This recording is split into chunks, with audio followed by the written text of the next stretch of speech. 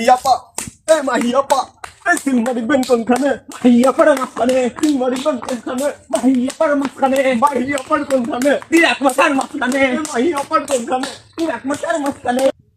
আসসালামু আলাইকুম মা ও বোনেরা, আপনারা তো সবাই জানেন আমি মাহি। আমি ট্র্যাক মার্কায় ভোটে দাঁড়িয়েছি।